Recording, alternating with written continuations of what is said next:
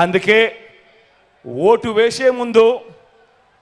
వేసే ముందు మీ కుటుంబంలో ఉన్న ప్రతి ఒక్కరూ కూడా ఆలోచన చేయండి.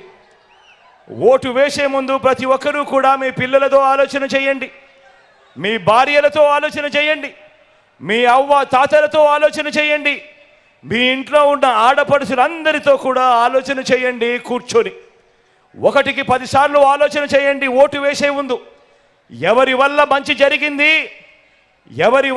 జరిగింది, ఎవరు ఉంటే మీ ఇంటికి మంచి జరుగుతుంది అన్న ఆలోచనతో ఓటు వేయండి అని మీ అందరితో కూడా కోరుతా ఉన్నా.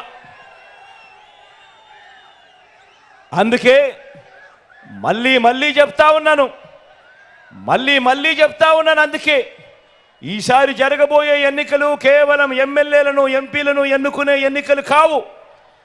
వచ్చే 60 నెలలు అంటే వచ్చే 5 సంవత్సరాలు మీ జీవితాలను, మీ తలరాతలను మార్చేటివి ఈ ఎన్నికలు అన్నది ప్రతి ఒక్కరూ కూడా గుర్తుపెట్టుకోమని మీ అందరితో కూడా కోరుతా ఉన్నా. మీకు మంచి చేసిన మీ బిడ్డ పాలన కావాలా? మన రాష్ట్రాన్ని తాను తన పెత్తందారులు అందరూ కలిసి దోచుకున్నది పంచుకునే కూటమి పాలన కావాలా, చంద్రబాబు పాలన కావాలా అన్నది ఆలోచన చేయమని కోరుతా ఉన్నా. మీకు మంచి చేసిన మీ బిడ్డ పాలన మీ ఎదురుగా మీకు 5 సంవత్సరాలుగా 58 నెలల పాలనగా కనిపిస్తా ఉంది. ఆలోచన చేసి నిర్ణయం తీసుకోమని మీ అందరితో కూడా కోరుతా ఉన్నా. గత ఎన్నికల్లో వివిధ కారణాల వల్ల ఇతర పార్టీలకు ఓటు వేసిన వారిని కూడా ఆలోచన చేయమని కోరుతా ఉన్నా.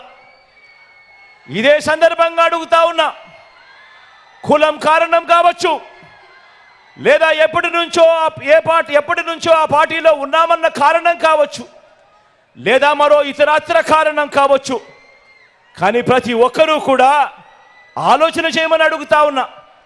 వాళ్ళను కూడా అడుగుతా ఉన్నా, ఆ అన్నలను అడుగుతా ఉన్నాను, ఆ అక్కలను అడుగుతా ఉన్నాను, ఆ తమ్ముళ్ళను కూడా అడుగుతా ఉన్నా, ఆ చెల్లెమ్మను కూడా అడుగుతా ఉన్నా, ఆ అవ్వలను ఆ తాతలను కూడా అడుగుతా ఉన్నా. మీరు నాకు గత ఎన్నికల్లో నాకు ఓటు వేయకపోయినా కూడా మీకు ఈ 5 ఏళ్లలో మంచి చేసిన ప్రభుత్వం మనది కాదా అన్నది ఒక్కసారి ప్రతి ఒక్కరూ కూడా ఆలోచన చేయమని కోరుతా ఉన్నాను. మీ ఇంటికి వచ్చిన పసుపు నాయకులు, గ్లాసు నాయకులు అబద్ధాలు చెప్పవచ్చు, కానీ మీ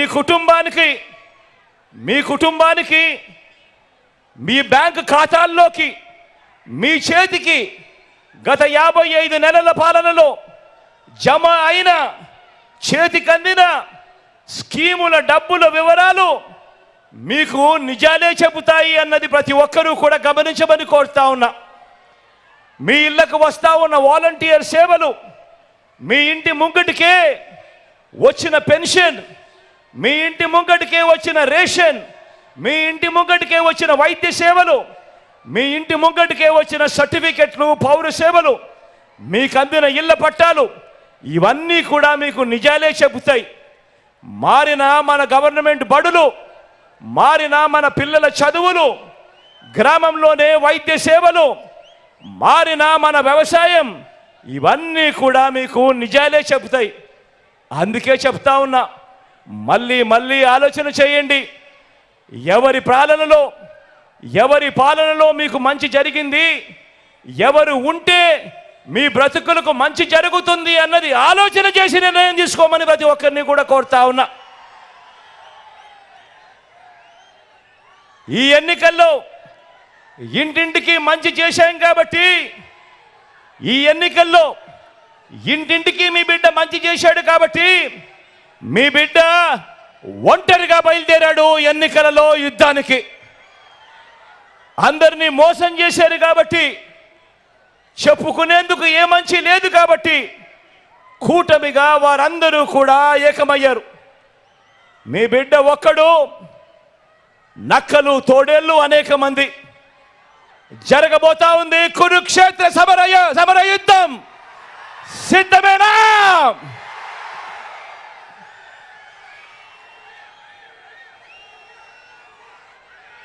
ఈ కూటమి వారి కూటమి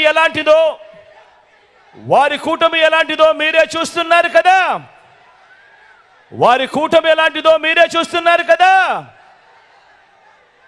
ఆ కూటమిలో అది వ్యక్తిత్వం ఉన్న పార్టీలు కలిస్తే ఏర్పడిన కూటమి కాదు. అది మిగతా పార్టీల్లోకి చంద్రబాబు తన మనుషులను పంపితే ఏర్పడిన కూటమి.